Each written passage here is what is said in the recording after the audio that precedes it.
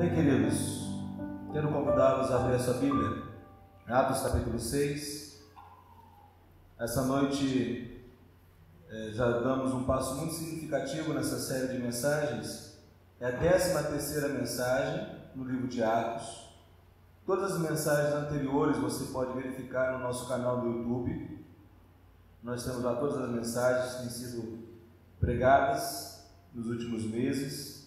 E hoje avançamos nesse livro tão espetacular, nesse livro que apresenta a história da igreja no primeiro século, como se deu a expansão da igreja de Jesus. E o capítulo 6 é um capítulo crucial. Ele é um capítulo que estabelece como um divisor de águas naquilo que diz respeito à expansão da igreja.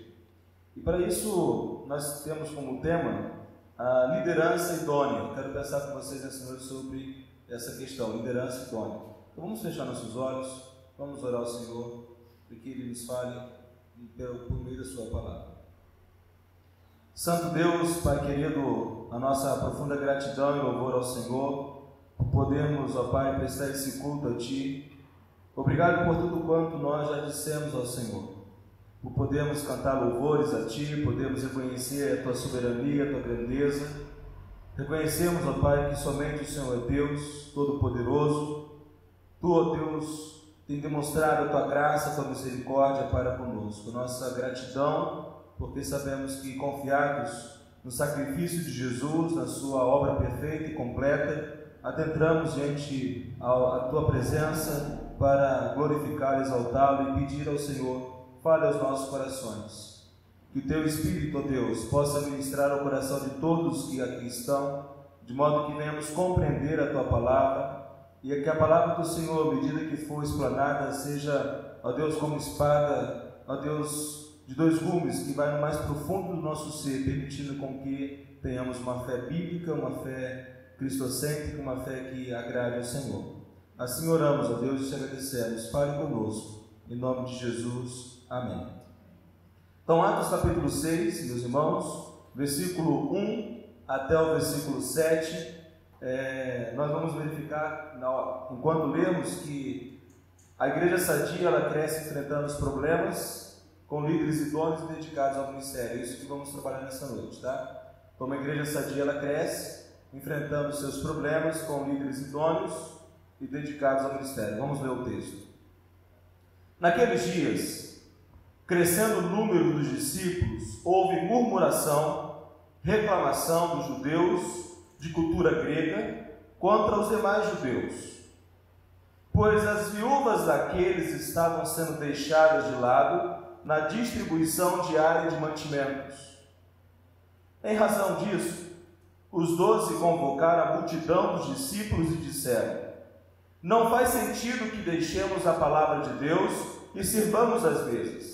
Portanto, irmãos, escolhei entre vós 7 homens de boa reputação, cheios do Espírito Santo e de sabedoria, aos quais encarregaremos deste serviço. Mas nós nos devotaremos à oração e ao ministério da palavra. A proposta agradou a todos e elegeram Estevão, homem cheio de fé e do Espírito Santo, Filipe, Prócoro, Nicanor, Timão, Pármenas e Nicolau, prosélito de Antioquia. E os apresentaram perante os apóstolos, os quais, depois de orar, impuseram-lhes as mãos. E a palavra de Deus era divulgada, de modo que o número dos discípulos em Jerusalém se multiplicava muito, e vários sacerdotes obedeciam à fé. O que está muito evidente é uma liderança idônea nesse texto, uma liderança competente. E, queridos, a liderança, ela exerce um papel importantíssimo em qualquer organização. Uma boa liderança, uma liderança competente, ela faz toda a diferença. Líderes competentes, eles sempre conduzem aqueles que estão subalternos a eles, as organizações que eles administram o sucesso. Líderes competentes, eles enfrentam crises acirradas. Líderes competentes, eles identificam as oportunidades inexploradas. Líderes que são competentes, eles conduzem vitoriosamente a organização. E nós precisamos aqui nesse texto olharmos e identificarmos que líderes competentes sabem o que fazem, por que eles fazem e aonde eles querem chegar. É muito claro no texto aquilo que identifica o quanto que há líderes competentes no texto de Atos 6, de 1 a 7. Líderes que não têm medo de enfrentar os problemas, os desafios e enfrentam-os com determinação. E quando pensamos em liderança, devemos considerar que a liderança não diz respeito somente a organizações, empresas, igrejas, ONGs. Não, mas a liderança ela principia no lar. A competência de liderar ela precisa ser principiada em casa. É em casa que nós aprendemos as lições básicas de liderança. Quando identificamos a responsabilização que Deus faz a nós homens para liderarmos a nossa família, a importância que a esposa tem para liderar juntamente com o seu marido, ao lado do esposo, na governança do lar. Então, o que precisa ficar claro para nós é que Atos 6, de 1 a 7, ele trata acerca desta liderança idônea, competente, que a igreja deve ter. A igreja de Jesus Cristo ela deve ser conduzida por pessoas, por líderes competentes que sabem o que estão fazendo. E é muito importante, meus irmãos, pensarmos acerca deste fato, a necessidade de uma igreja, a necessidade de uma organização, poder contar com pessoas assim. E o primeiro fato que nós temos que considerar é o versículo 1. Olhe para o versículo 1. Ora, naqueles dias, crescendo o número dos discípulos, houve murmuração dos gregos contra os hebreus, porque as suas viúvas eram desprezadas no ministério cotidiano. O primeiro fator que permite nos identificar essa liderança competente está aqui no versículo 1. Líderes competentes, eles enfrentam os problemas da igreja. O que está diante a nós nessa noite é um problema sério, grave, que está permeando a igreja. O que temos que entender é que uma igreja saudável não é uma igreja que não tem problemas. Uma igreja saudável é uma igreja que lida com seus problemas de forma bíblica, de forma saudável. A igreja no seu nascedor, essa igreja aqui no primeiro século, ela é uma igreja que não ignora, que não se omite. É uma igreja que não vai maquiar a realidade, mas ela vai enfrentar cada uma das demandas conflituosas de uma maneira conforme aos desígnios de Deus, conforme Deus estabelece. E o primeiro versículo apresenta-nos isso com muita clareza. O que nós temos aqui? A igreja em Jerusalém, ela está crescendo de forma extraordinária. Por que ela está crescendo? Porque é um comprometimento de cada discípulo de Jesus testemunhar de sua conversão, proclamar o Evangelho de Deus. E nós vamos perceber que esse Evangelho é o Evangelho da vida, conforme vimos no capítulo 5, versículo 20. A proclamação do Evangelho não é algo dominical, somente aos domingos, mas diariamente os crentes em Jerusalém estão testemunhando de Jesus. Nós vimos isso no capítulo 5, versículo 42. E qual é o resultado? O resultado é a conversão de vidas. Ou seja, nos primeiros meses da igreja, já são mais de 10 mil batizados. 10 mil pessoas que reconheceram que Jesus Cristo era o Messias, pessoas que reconheceram que eram incapazes de cumprir a lei de Deus, pessoas que arrependeram-se de seus pecados e creram em Jesus.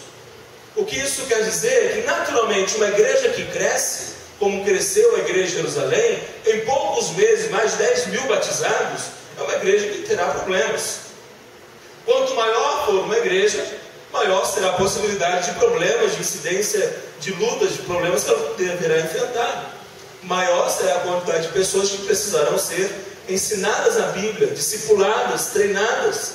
E aqui nós temos esse fato incontestável. Eu já falei aos irmãos nessa série que precisamos tirar o mito de que uma igreja grande não tem comunhão. Pelo contrário, a igreja está com mais de 3 mil, 5 mil pessoas batizadas, membros daquela igreja, e havia comunhão intensa entre eles. Eles eram um povo amoroso, era um povo que havia de fato a preocupação, o cuidado mútuo. Mas aquilo que já foi dito, Uma igreja sadia, ela tem problemas, ela tem dificuldades, ela encontra luta. E, meus amados, qual que é o problema que essa igreja está enfrentando? Qual é o problema que a igreja de Jerusalém está lidando? Observem bem, ela cresceu porque todos proclamavam a sã doutrina. Ela cresceu porque do púlpito, digamos assim, os apóstolos anunciavam o Evangelho. Ela cresceu porque durante a semana se reuniam nas casas testemunhando de Jesus. Nós temos que olhar para nós no tempo de hoje e verificarmos que, à medida que a primeira igreja batista em Pompeia é comprometida com a proclamação do Evangelho, da sã doutrina, a igreja vai crescer. O comprometimento do púlpito, o comprometimento dos grupos familiares que temos, dos cursos da escola da família, o testemunho diário, quando todos nós nos colocamos a testemunhar, a igreja ela crescerá, a igreja ela vai crescer. Mas qual é o problema que ela está lidando? O primeiro problema que ela teve que lidar foi o caso de Ananias e Safira, que eu já apresentei aos irmãos. Lembram-se? Qual foi o primeiro ataque de Satanás à igreja? O que Satanás colocou no coração de Ananias e Safira? Hipocrisia, mentira. Eles agiram com hipocrisia, eles mentiram aos apóstolos, que na verdade estavam mentindo a Deus, e ali Deus executa o seu juízo, e eles morrem diante da igreja. Eles morrem diante de todos, Deus ali disciplinando, corrigindo aquela situação. Esse foi o primeiro ataque. Satanás conseguiu vencer? Não conseguiu, evidentemente. Agora tem um segundo ataque. E como Satanás está aqui atacando a igreja? Por meio do quê? O que ele está fazendo para que a igreja perdesse a sua comunhão? Olha o versículo 1. Houve reclamação dos judeus gregos. O que está diante de nós é o segundo ataque que a igreja sofre. E esse ataque tem a ver com a reclamação, com murmuração. A murmuração adentrou no seio da igreja. Os judeus gregos, eles estavam insatisfeitos porque as viúvas gregas estavam sendo desprezadas, porque as viúvas, o texto não fala de viúvas, mas porque os judeus de Jerusalém, os judeus que não saíram dali do seio de Jerusalém, eles estavam sendo privilegiados. O que nós temos aqui? O primeiro ponto a ser identificado é que há o princípio daquilo que é a acepção de pessoas, a predileção por pessoas, o princípio daquilo que se estabelece como eu vou priorizar, eu vou me focar em alguns e desprezar os outros. Porque uns não sabiam falar o aramaico, eram de fala grega, os helenistas, e os outros eram judeus, digamos, judeus puros, ali de Jerusalém, que falavam a língua ancestral e falavam o aramaico. Por esse motivo, começa a haver reclamações. Então, o que o apóstolo Lucas está apresentando aqui é que o pecado da murmuração, a reclamação que começa a haver entre eles, proveio do que? Da injustiça, proveio da predileção entre irmãos. O que é muito importante identificarmos que a murmuração, a reclamação, ela coloca em risco a comunhão da igreja. Quando os irmãos se colocaram a reclamar uns dos outros, isso vai gerar um rompimento de relacionamentos. Falar mal do irmão, isso gera tristeza no coração. Isso gera angústia na alma. Isso gera repúdio ao ofensor, ao ofendido. Então, meus queridos, nós precisamos observar que a igreja ela está crescendo de uma maneira constante e firme. A igreja não está crescendo por adição, mas por multiplicação, um crescimento extraordinário. Os discípulos estão testemunhando, não somente os apóstolos, mas todos os discípulos. É um crescimento explosivo. No entanto, em decorrência à acepção de pessoas e a predileção por hebreus, em detrimento aos helenistas, aos gregos, aos judeus gregos, a murmuração se instaura na vida da igreja. É importante nós percebermos, irmãos, que se a murmuração continuasse lá em Jerusalém, naquele momento, aquilo haveria de comprometer o crescimento da igreja. Se a murmuração não fosse ali extirpada, tratada, a igreja de Jerusalém ela perderia aquela força de evangelizadora que ela tinha, aquela força que era tão pujante naquele momento.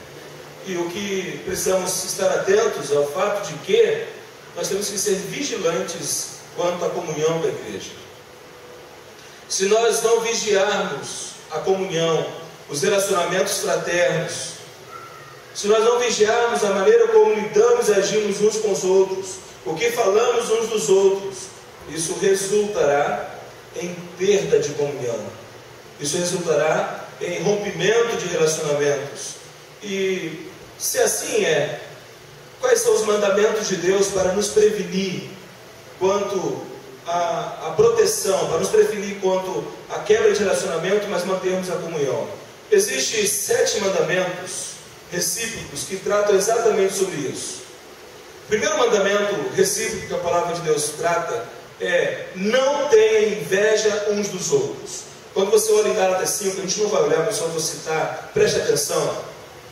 Gálatas 5, 25 a 26, o apóstolo Paulo vai falar que a inveja entre irmãos, isso gera quebra de relacionamentos. Não é? Uma pessoa que é invejosa, uma pessoa que fica olhando para o que a outra tem, desejando o que a outra tem, isso não é algo extremamente ruim.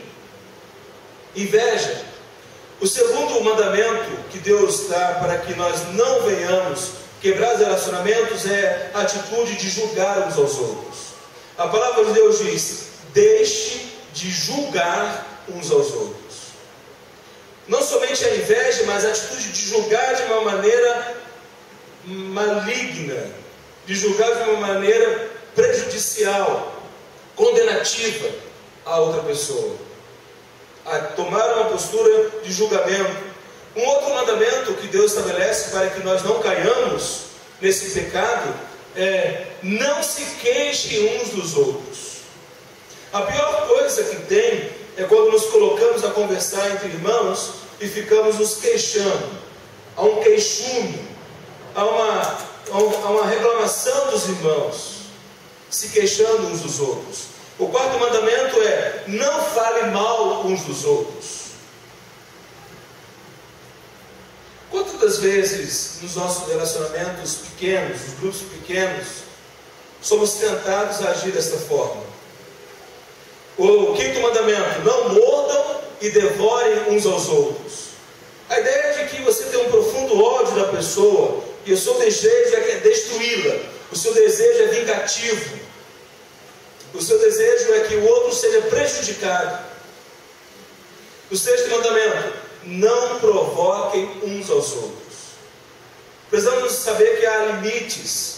Cada pessoa tem a sua estrutura, tem os seus limites. Respeitarmos algumas diferenças, e essas diferenças que não sejam diferenças no tocante à fé, mas diferenças em termos de personalidade, em termos de escolhas, de preferências.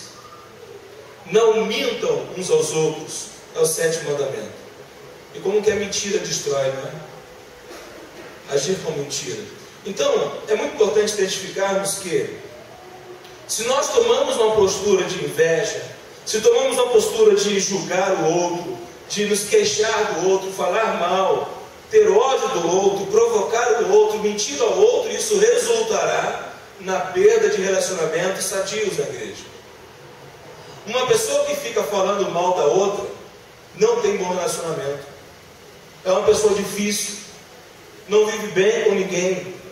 Então, o que temos aqui é a igreja sadia.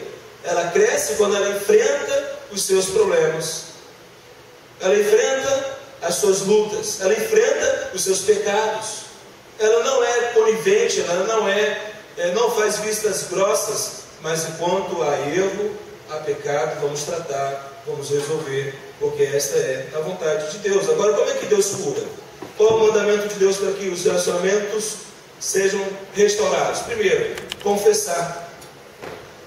Confessem os seus pecados uns aos outros. Então, se porventura eu tenho tomado uma atitude de inveja, de falar mal, de murmurar, de reclamar de meu irmão, a primeira coisa que eu preciso é admitir isso e confessar isso. Realmente admitir: eu sou uma pessoa fofoqueira, Eu tenho sido uma pessoa linguaruda, eu tenho sido uma pessoa que fala mal. Meu irmão, eu quero pedir perdão para você, porque eu já falei muito mal de você. Admitir isso. Se a gente não admite, a gente não é tratado e restaurado. E quando nós admitimos isso, nós temos a bênção do perdão. Qual é o segundo mandamento? Para restaurar, primeiro é confesse. Tiago 5,16. Confessem os seus pecados uns aos outros. Depois de confessar o pecado, qual é o segundo mandamento? Perdoar. Perdoai-vos mutuamente. Como é importante isso, meus irmãos, porque todos nós somos pessoas que pecam, não devemos pecar, mas pecamos, precisamos fazer morrer a nossa natureza terrena, mas se porventura cometi um pecado, tenho que ter a hombridade, o caráter, a integridade de admitir que errei e pedir perdão à pessoa. Quando agimos assim, os relacionamentos são restaurados. E aqui então nós temos o pecado da murmuração colocando em risco a comunhão da igreja em Jerusalém, colocando em risco o crescimento da igreja, esse crescimento extraordinário, e os apóstolos precisavam tomar uma atitude imediata. Os apóstolos não poderiam ficar vagarosos na ação, eles precisavam agir de uma maneira rápida, e é isso que eles fazem. E aqui nós temos aquilo que se constitui como liderança idônea. Uma liderança idônea, ela enfrenta os problemas que existem. Ela não maqueia. Ela não finge que está tudo bem. Uma liderança idônea dentro do casamento, dentro do lar. O marido vê que o casamento não está bem, o relacionamento com a esposa não está bem, ele não finge que está tudo bem, ele busca ajuda. E quando ele é um homem que teme a Deus, conhece a palavra de Deus, ele vai buscar ajuda onde? Em qualquer pessoa?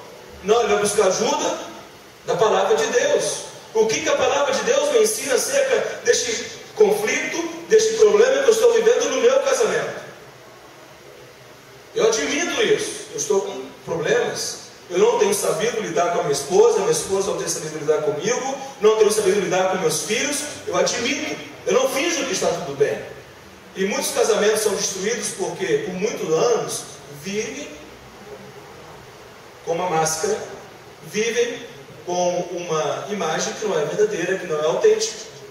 Aí quando chega ao divórcio, fulano se divorciou, mas o que aconteceu? Eles eram tão bem, era um casal tão bonito, um casal tão amável. Por que aconteceu? Porque o homem, que é o líder, que deveria conduzir a família, não tomou a postura de líder idôneo, de líder competente.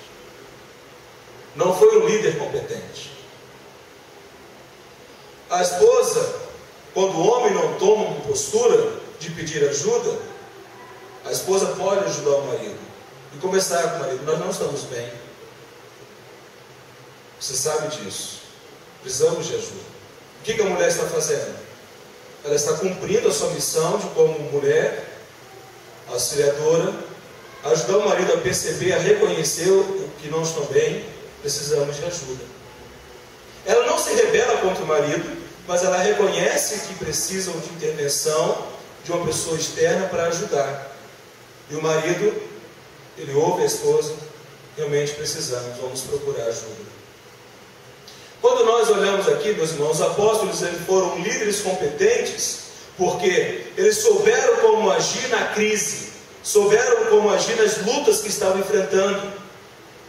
E isso é muito importante, porque se nós não soubermos conduzir, não soubermos lidar com as dificuldades, os problemas da vida, isso levará ao fracasso. Uma pessoa que é um gestor de uma empresa, se ele não for um líder competente, conduzirá essa empresa à falência. Então nós precisamos observar isso e identificar qual foi a solução que os apóstolos encontraram. Olhemos aí no versículo 2 a 6, nós temos aquilo que é a liderança competente dos apóstolos. A liderança idônea que está à frente da igreja. Capítulo 2 até o versículo 6. Aliás, versículo 2 até o versículo 6. Capítulo 6. Versículo 2. Em razão disso, os 12 convocaram a multidão dos discípulos e disseram: não faz sentido que deixemos a palavra de Deus e sirvamos as mesas. Portanto, irmãos, escolhei dentre vós 7 homens de boa reputação, cheios do Espírito Santo e de sabedoria, aos quais encarregaremos deste serviço. Mas nós nos devotaremos à oração e ao ministério da palavra. A proposta agradou a todos e elegeram Estevão, homem cheio de fé e do Espírito Santo, Filipe, Prócoro, Nicanor, Timão, Pármenas e Nicolau, prosélito de Antioquia. E os apresentaram perante os apóstolos, os quais, depois de orar, impuseram-lhes as mãos. O primeiro passo competente que os apóstolos dão na condução da igreja, qual que é? Versículo 2, olha aí na sua Bíblia. A primeira parte. O que os apóstolos fizeram? O que eles fizeram? E os 12, convocando a multidão dos discípulos, disseram. O primeiro passo é que eles convocaram a igreja à responsabilidade. Isso é muito importante. Os apóstolos não decidem sozinhos, eles não decidem nada aqui, no sentido de que a escolha a ser feita, mas eles chamam a igreja à responsabilidade. E ao chamar a igreja à responsabilidade, eles orientam a igreja. A igreja apresentou um problema aos apóstolos. Os apóstolos voltaram com a resolução, no primeiro passo, chamando-os à responsabilidade. Então, uma liderança idônea, ela convoca a igreja a assumir a responsabilidade. Uma liderança idônea, ela não age por si sozinha, mas ela age convocando aqueles que fazem parte de todo aquele processo, de todo aquele problema, a resolução. A igreja é responsável por manter, nutrir e desenvolver a sua comunhão. Qual é o problema que a igreja está lidando? O que estava sendo colocado à prova, em risco? A comunhão da igreja. A murmuração havia se instaurado. As pessoas estavam reclamando umas das outras.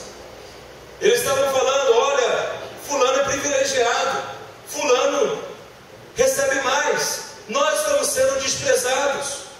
Os apóstolos então convocam a igreja à responsabilidade. Meus amados, o que nós temos que compreender é que cada membro da igreja é responsável pela comunhão da igreja. Você que é membro da primeira igreja batista em Pompeia é responsável pela comunhão da igreja. A responsabilidade pela comunhão da igreja, pelos bons relacionamentos da igreja, não é exclusividade do pastor. A igreja precisa assumir a sua responsabilidade por aquilo que ela é e pelos rumos que ela tem tomado. A igreja tem que entender: aquilo que estamos colhendo hoje, aquilo que colheremos amanhã, é fruto, é resultado do que estamos plantando hoje, do que estamos fazendo hoje. Se colhemos aquilo que é ruim, se colhemos aquilo que é mal, fomos responsáveis por plantar aquilo que não era bom, aquilo que não deveria. Então está muito claro aqui esse fato, essa realidade. Não pode nem deve haver transferência de responsabilidade. Precisamos entender isso. Qual é a minha responsabilidade? Qual é o meu dever para que a minha igreja seja uma igreja sadia? Qual é a minha responsabilidade? Qual é o meu dever para que a minha igreja seja um lugar de paz e amor? Qual é a minha responsabilidade? Qual é o meu dever para que haja bons relacionamentos entre nós? É a mesma coisa no casamento. Qual é a responsabilidade do marido para o casamento, para que o lar seja um lugar de paz? Qual é a responsabilidade da esposa para que o lar seja um lugar de paz? Qual é a responsabilidade dos filhos para que o lar seja um lugar de paz? Porque muitas das vezes nós cometemos o mesmo erro. Não chamamos todos os participantes à responsabilidade e queremos colocar um peso somente sobre aquele que é líder. Isso está errado. É injusto colocar toda a responsabilidade da paz do lar sobre o marido, assim como também é injusto colocar a responsabilidade da paz do lar somente sobre a esposa. É injusto colocar a responsabilidade da paz lá somente sobre os filhos. Todos têm a sua parte, todos têm a sua responsabilidade. Então, assim como os apóstolos convocaram os discípulos de Jerusalém à responsabilidade, o apóstolo Paulo, anos depois, fará a mesma coisa com os discípulos em Éfeso. É interessante observarmos isso, porque a palavra de Deus, ela é acultural. A palavra de Deus, ela durará para sempre. Então, o princípio de Atos 6 estará também quando Paulo trata a igreja em Éfeso. Abra a sua Bíblia, por favor, em Efésios, capítulo 4, versículo 1 e 3.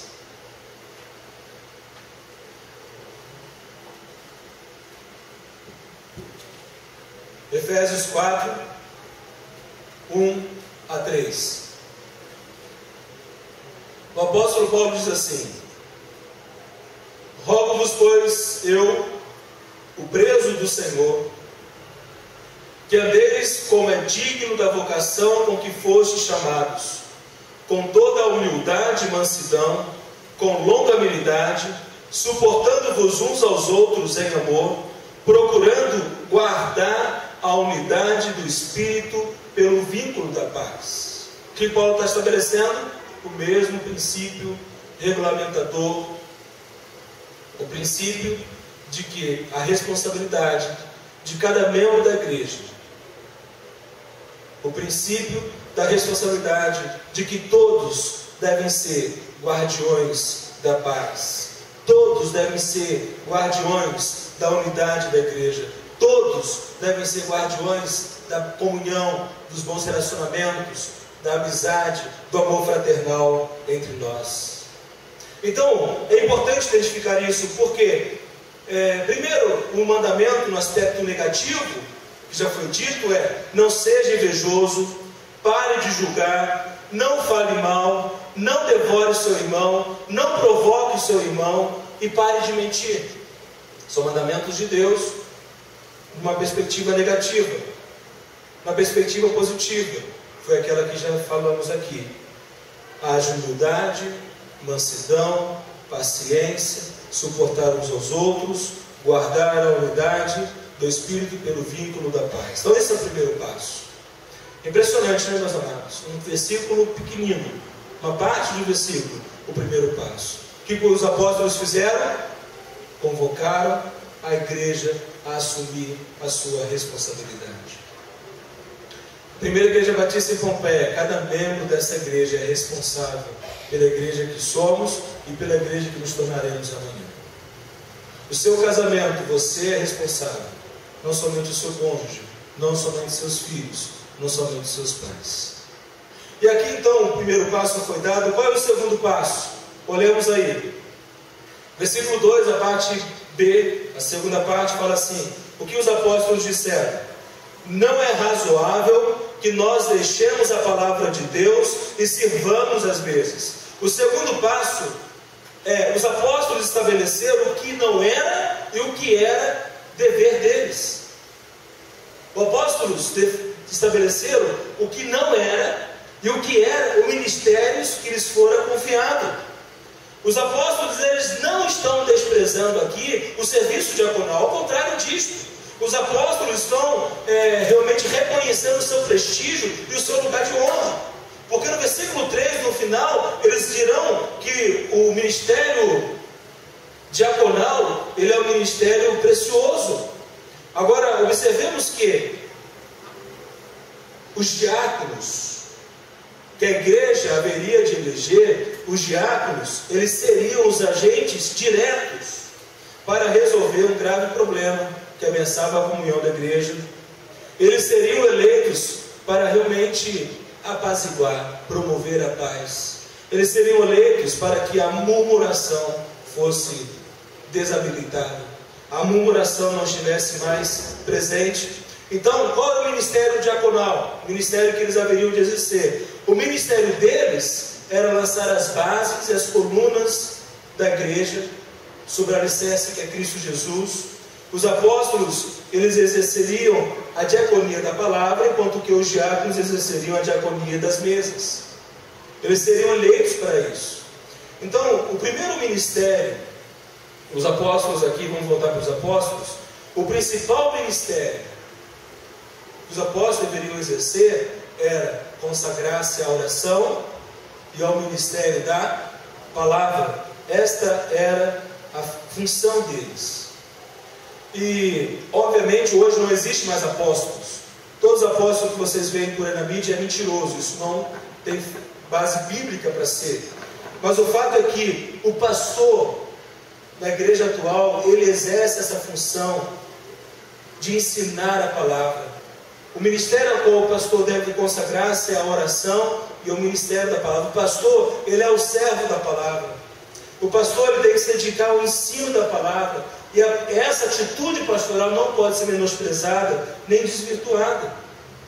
Por quê? O apóstolo Paulo, anos à frente, décadas depois desse acontecimento aqui, quando ele escreve ao jovem pastor Timóteo, e Paulo está preso, Paulo vai dizer a Timóteo que o Timóteo ele deveria pregar a palavra a tempo e fora de tempo. Ele deveria ser, o ministério dele era o ministério do ensino da palavra. Em 1 Timóteo 5,17, Paulo vai dizer o seguinte: principalmente os que se afadigam, os que se cansam no trabalho do ensino e da doutrina. Então, meus irmãos, o que precisamos essa noite identificar é esse fato muito importante. Uma igreja que tem um pastor comprometido com a sã doutrina, onde o púlpito ao ensino fiel da palavra de Deus, uma igreja onde os cursos que ela ministra são cursos bíblicos fiéis à palavra de Deus, é uma igreja bem-aventurada. É uma igreja que está sendo conduzida pela palavra. Agora, qual é a função do ministério diaconal? Enquanto que cada membro da igreja deve manter, nutrir e desenvolver a comunhão da igreja, e o pastor tem um dever de pastorear e conduzir a igreja por meio do ensino da pregação da palavra, o ministério diaconal, esse ministério de servir as mesas, não é um ministério de ficar servindo ceia. Isso nossa igreja já entende muito bem, já vivemos hoje uma realidade muito bacana nesse sentido. A função diaconal não é servir ceia. Isso é uma pequena parte do ministério. Mas aquilo que nós já estamos desenvolvendo há alguns anos é que o ministério diaconal, ele auxilia o pastor da igreja. O ministério diaconal, ele promove a paz na igreja. O ministério diaconal, ele promove o bem-estar dos membros da igreja. O ministério diaconal, ele dá um testemunho eficaz. O ministério diaconal, ele reforça a liderança da igreja. Os diáconos da igreja sabem disso, eles fazem, têm feito, têm cumprido o ministério. E como eu louvo a Deus pela vida de cada diácono e diaconisa da nossa igreja, porque todos têm servido. Agora, meus amados, como é importante nós, como igreja, respeitarmos e valorizarmos os trabalhos que os diáconos e diaconistas da nossa igreja realizam. Por exemplo, essa semana eu estava atendendo um casal até 11h30 da noite em casa. Em torno de 11 e pouco, quase meia-noite, me ligam para mim: pastor, precisamos socorrer uma família da igreja. Eu estava pronto para fazê-lo, mas a pessoa me falou: o casal de diáconos já está indo. Glória a Deus por isso. E meia-noite e pouco eu liguei para o casal: como é que está a situação aí? Pastor, fica tranquilo, já está tudo resolvido. Eu falei: ô glória.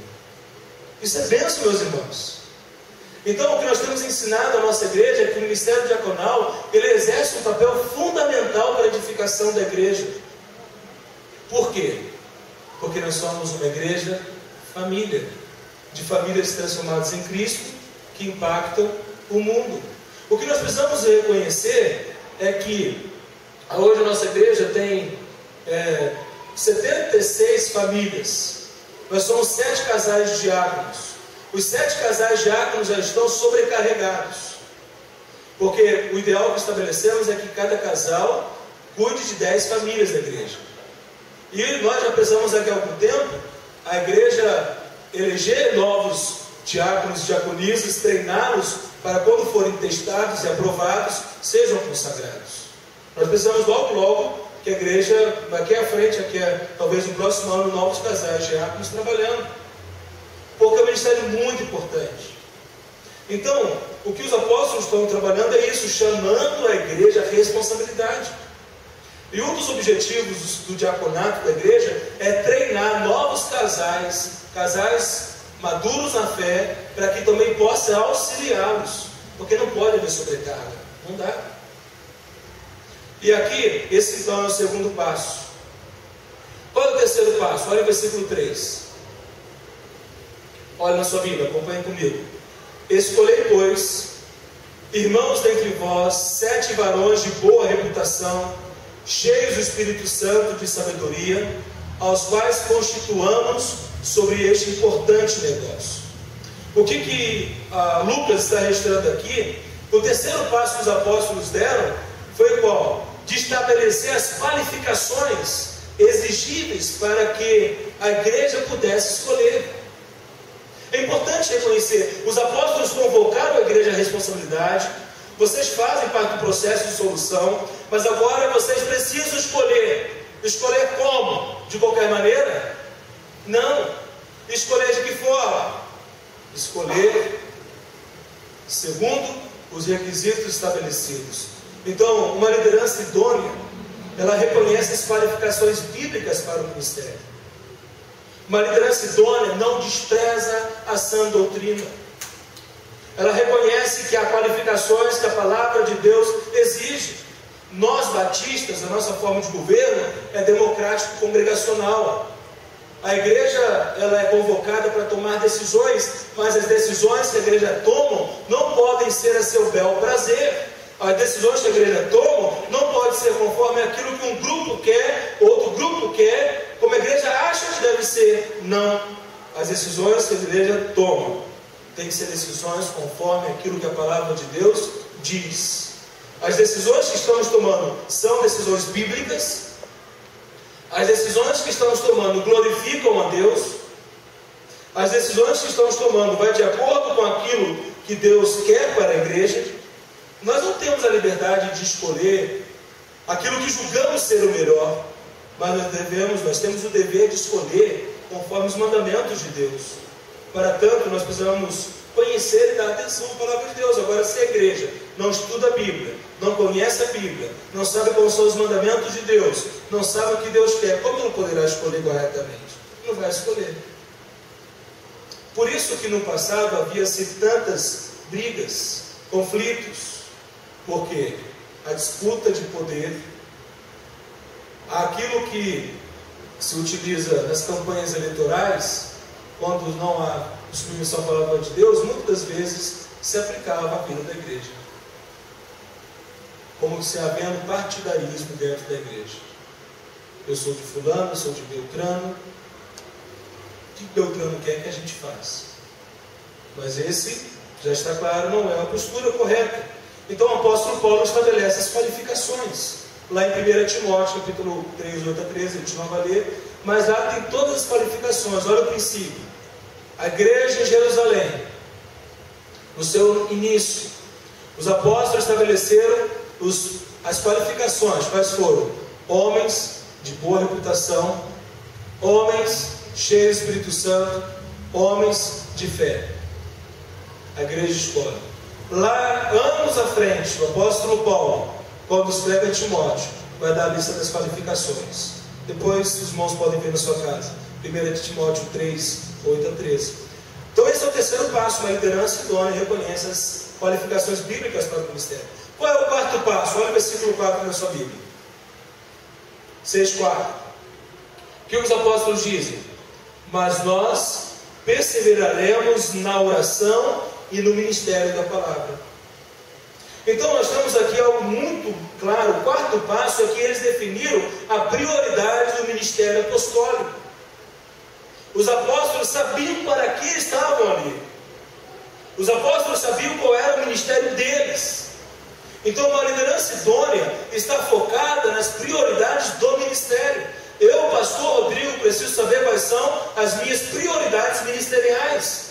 Os diáconos e diaconisas precisam saber quais são as suas prioridades ministeriais. Os líderes de ministérios, cada membro da igreja, todos nós temos um ministério a exercer. De modo que todos juntos trabalhando, como podemos olhar para uma orquestra, cada qual no seu instrumento, na harmonia musical que é belíssima. Então a igreja é como se fosse uma grande orquestra, cada qual no seu instrumento, na sua habilidade, no seu dom, no chamado de Deus para a sua vida, deve exercer o ministério. Então, o que temos aqui, os apóstolos dizendo o seguinte: olha, os apóstolos, a missão dos apóstolos de Cristo Jesus consistia em afadigar-se no ministério da palavra, em perseverar na oração. Os apóstolos sabiam que eles não poderiam negligenciar a prática de oração, porque não é somente o ensino da palavra, mas é vida de oração. Eles viram o quanto Jesus Cristo era um homem que orava. Eles não sabem disso, olhem nos evangelhos. Jesus se retirava de madrugada para orar, orava a madrugada toda. Tinha momentos que Jesus estava só orando. Por isso que eles falam: precisamos de homens idôneos, precisamos de líderes idôneos, porque a nossa função é dedicar-se à oração e ao ministério da palavra. Eu já citei aqui outras vezes, os irmãos conhecem aquele livro Por que Tarda o Pleno Avivamento, de Leonardo Ravenhill. Ele diz o seguinte: se fracassarmos na oração, fracassaremos em todas as frentes e batalhas. Meus queridos, a oração não é ministério somente do pastor e dos líderes da igreja, mas a oração é ministério, é função de todos nós. Homens aqui presentes, você tem conduzido a sua família à oração? Quando você está passando crise no seu casamento, você tem dobrado os seus joelhos à presença de Deus e orado ao Senhor, pedindo que Deus intervenha, pedindo que Deus trate? Mulheres da mesma forma, filhos da mesma maneira. Nós precisamos reconhecer, meus irmãos, que a oração não é somente para a liderança da igreja, mas a oração, ela é o fôlego da vida cristã. Leonardo Ravenhill vai dizer também o seguinte: em nossos dias, são muito poucos os que estão dispostos a assumir a responsabilidade de orar, inspirados pelo Espírito. E para esse tipo de oração não há substitutos. Temos que orar, senão pereceremos. Eu lhe pergunto: quanto tempo na sua casa você reserva para orar? Orar com seu cônjuge, orar com seus filhos, orar com sua família. E hoje na nossa classe dos jovens, nós tratamos justamente sobre a oração, a prática da oração. E nós vimos que a oração, ela tem 5 tipos de oração. Oração de adoração. O que é oração de adoração? É reconhecer quem Deus é, o que Ele faz. Oração de confissão. O que é oração de confissão? É podermos confessar a Deus os nossos pecados. A oração de gratidão é podermos expressar nossa alegria e agradecermos a Deus por todas as bênçãos recebidas. Oração de petição. Podemos pedir a Deus nossos pedidos e necessidades. É a oração de intercessão. Intercedemos por outras pessoas. 5 tipos de oração. Numa única oração nós podemos orar dessas maneiras. Agora, como é que nós queremos estabelecer um relacionamento com Deus somente pedindo? Sabe aquela pessoa que me procura só para pedir as coisas? Não chega uma hora que não enche a paciência? Pô, essa pessoa só me liga, só fala comigo para pedir. Não é? Relacionamento baseado só em pedido é um relacionamento muito aquém do que poderia ser. O nosso relacionamento com Deus, irmãos, deve principiar no reconhecimento de quem Deus é. Nosso relacionamento com Deus deve principiar na nossa glorificação por aquilo que Deus faz. Quantas vezes essa semana você já orou, adorando a Deus? Ou, vamos pensar aqui para frente, qual é o seu desafio essa semana? Na sua vida pessoal de oração, orar adorando a Deus, orar confessando os seus pecados, orar agradecendo a Deus, orar pedindo ao Senhor e orar intercedendo. Estabeleça esse desafio para você essa semana. Então o quarto passo foi esse. Os apóstolos, eles admitem o nosso ministério, o ministério da oração. Nós vamos perseverar na oração e na palavra. Agora, se a gente só ora pedindo a Deus, a gente vai orar quantos minutos por dia? 1 minuto? 2 minutos? Ou então aquela oração que eu faço, a oração da comida, né? Pai, obrigado por esse alimento, em nome de Jesus, amém. Oração de gratidão, não é? É de gratidão, está errado? Não. Mas imagine se meu relacionamento como pastor da igreja fosse com Deus nisso. Nosso pastor é um homem de oração, ele ora. Pai, obrigado por esse alimento, em nome de Jesus, amém. Né? Que relacionamento teria com Deus? Então, meus amados, nós precisamos aprender, nós precisamos desenvolver uma vida de oração baseada em quem Deus é, no que Deus faz, baseado nesse Deus que perdoa, baseado nesse Deus que ouve o nosso clamor, baseado nesse Deus que intervém em nossa vida, nesse Deus que socorre a quem pedimos que nos socorra. E aqui então o quinto passo, olha aí o quinto passo, versículo 5, primeira parte. E este parecer contentou a toda multidão. O que é isso? Qual é o quinto passo? Eles tiveram o apoio da igreja. Uma liderança idônea tem o apoio da igreja. Uma liderança competente tem o apoio da igreja. Não é uma liderança autoritária, que impõe as coisas de cima para baixo. Não é uma liderança que impõe o que ela quer, mas uma liderança que tem o respeito, porque se sabe que aquele que está no comando, aquele que está conduzindo, está subalterno à autoridade de Deus, à palavra de Deus. Não há imposição dos apóstolos aqui.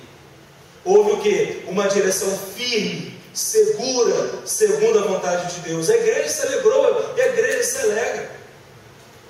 Quem é ovelha de Jesus reconhece sua voz e obedece. E nós temos isso acontecendo. Então a igreja sadia, ela está atenta à direção bíblica que o pastor dá. Ela examina pelo filtro das escrituras, ela obedece, ela põe em prática, e o resultado é alegria e paz da igreja. Meus irmãos, o quanto isso é valoroso, o quanto é bom podermos viver em paz. Deus tem me dado a alegria e o prazer de pastoreá-los 7 anos, indo para o 8º ano. Já enfrentamos muitas batalhas juntos. Os irmãos sabem. Já houveram momentos que choramos juntos, que nos perdoamos uns aos outros. Mas Deus tem dado paz, tem dado alegria. Deus tem dado o quê? Crescimento à igreja, porque a igreja está sendo conduzida pela palavra. Então, há o apoio da igreja. Isso não pode ser perdido, isso não pode ser menosprezado. Agora, qual que é o 6º passo? Olha o versículo 5, a segunda parte aí. E elegeram Estevão, homem cheio de fé e do Espírito Santo, e Filipe, e Prócoro, e Nicanor, e Timão, e Pármenas, e Nicolau, prosélito de Antioquia. O que temos aqui, que é uma liderança idônea, ela concede à igreja a responsabilidade de tomar decisões. Ela não somente convoca a igreja, vocês são responsáveis. Ele não faz somente isso, mas ele fala, agora tome decisão. A decisão agora é com vocês. Vocês têm que decidir, conforme aquilo que já foi dito, conforme aquilo que a palavra de Deus diz. E um comentarista bíblico chamado Howard Marshall, ele destaca que os 7 eleitos pela igreja aqui em Jerusalém, todos os nomes eram nomes de gregos.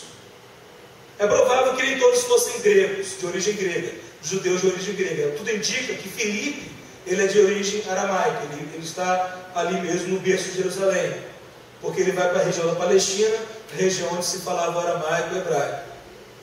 Mas o que tudo indica é que todos eles eram judeus palestinianos, judeus helenistas. O que é interessante identificar e perceber que a igreja escolheu, segundo os requisitos bíblicos estabelecidos pelos apóstolos, mas escolheu aqueles que tinham habilidade para resolver.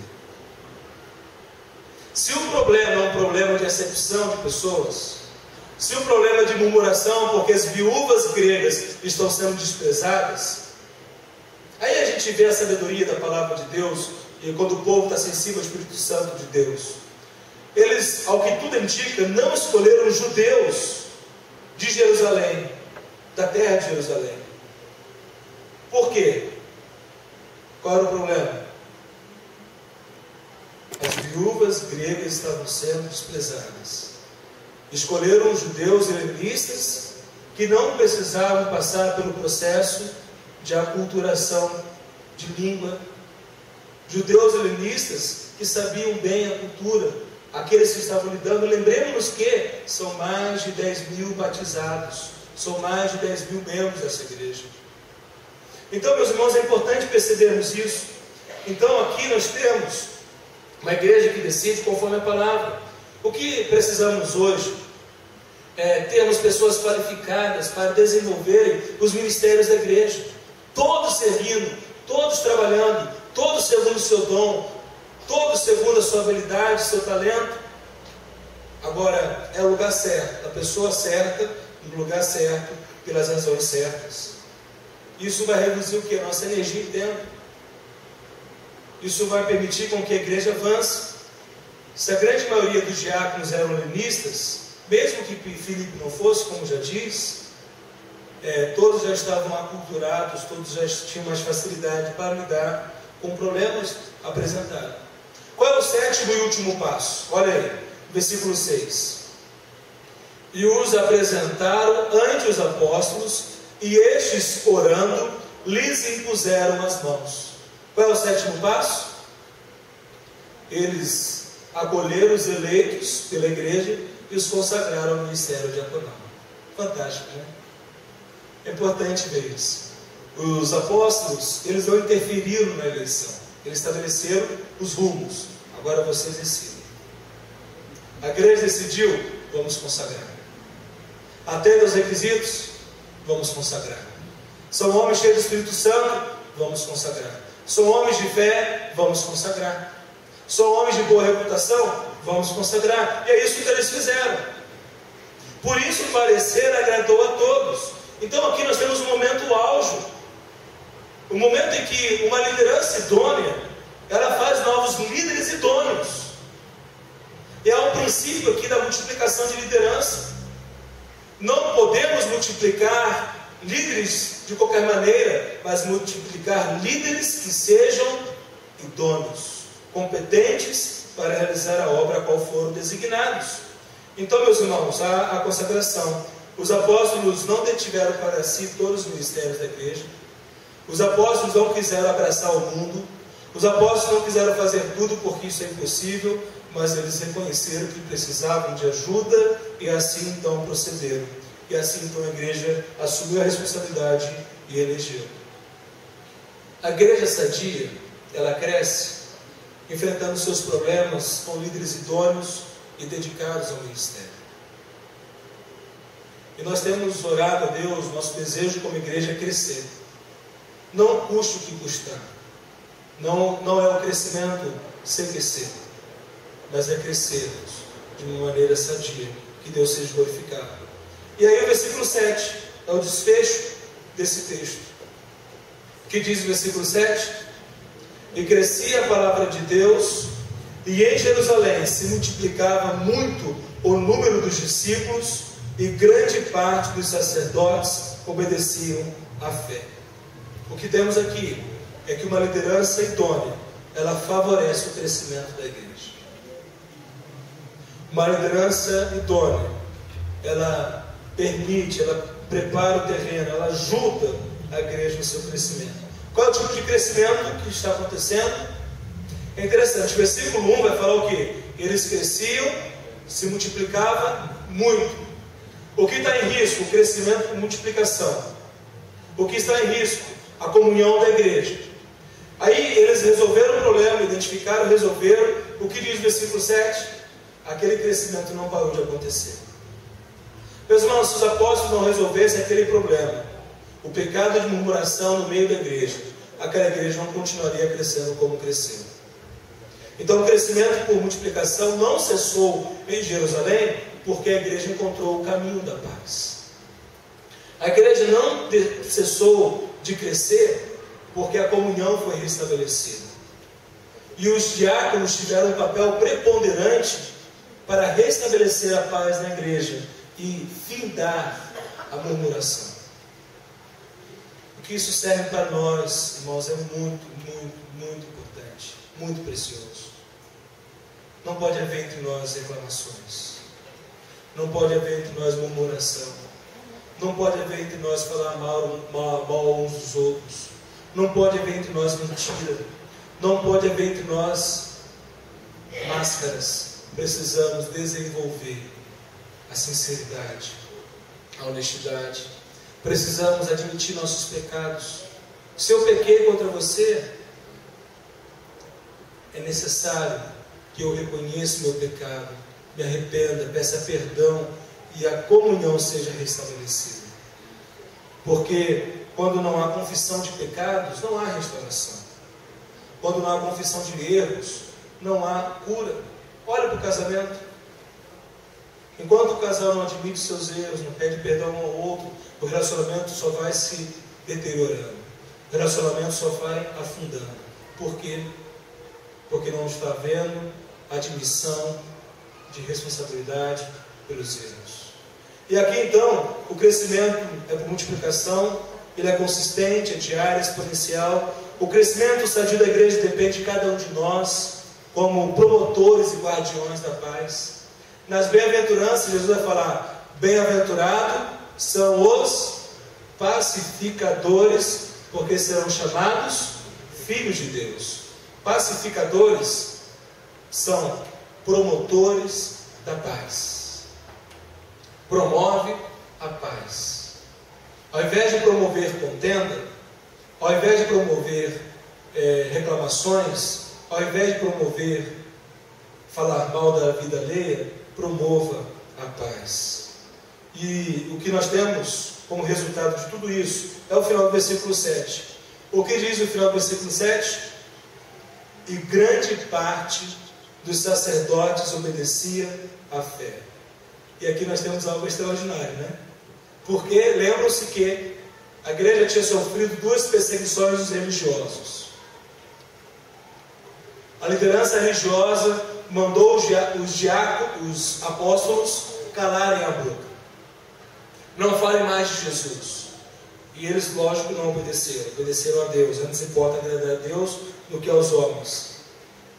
A liderança religiosa de Jerusalém, a partir de Atos 6, começa a se render a Jesus.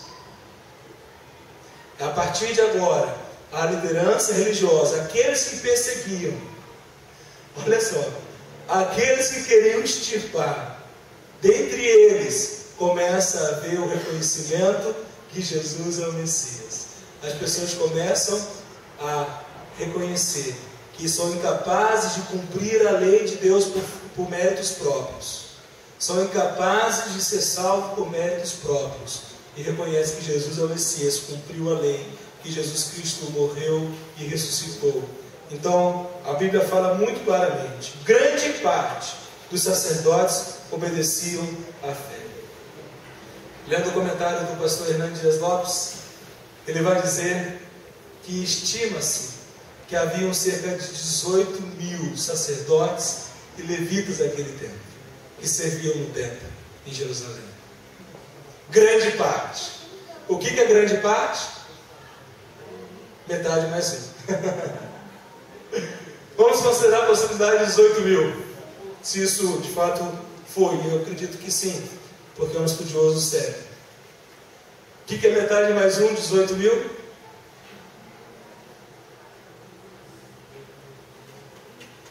Montou em matemática, hein? 9 mais 9? 18. 9.001 sacerdotes levitas. Grande parte. A grande maioria. Não sabemos o número exato, só estamos aqui trabalhando com possibilidades. Mas para mostrar que, meus amados irmãos, quando uma igreja é fiel à palavra de Deus, quando uma igreja vive em comunhão entre irmãos, quando há amor entre os irmãos, quando há arrependimento, confissão de pecados, quando nós nutrimos relacionamentos, quando nós testemunhamos Jesus durante a semana, pregamos o Evangelho durante a semana, nas nossas casas, nos grupos familiares, no nosso trabalho, o que vai acontecer com essa igreja? Ela vai crescer. Pessoas verdadeiramente serão convertidas pelo Espírito de Deus.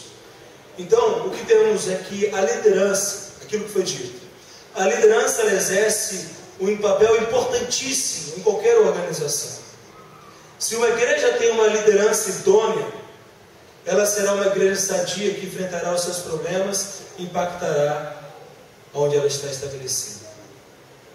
E a primeira igreja batista em Pompeia, meus amados, precisa sempre manter esse padrão das Escrituras. Liderança idônea, pastor idôneo, diáconos e diaconisas idôneos, líderes de ministérios idôneos, diretoria idônea, membros idôneos. Assim certamente Deus fará uma grande obra. E a comunhão foi restabelecida porque ela teve uma liderança competente. Os apóstolos foram competentes na condução da igreja diante aos problemas que estavam lidando. Os diáconos foram competentes na promoção da paz e restabelecimento da comunhão. A minha oração é que a nossa igreja cresça nessa direção sempre. E que você, homem do seu lar, chefe do lar, seja um líder idôneo na sua casa.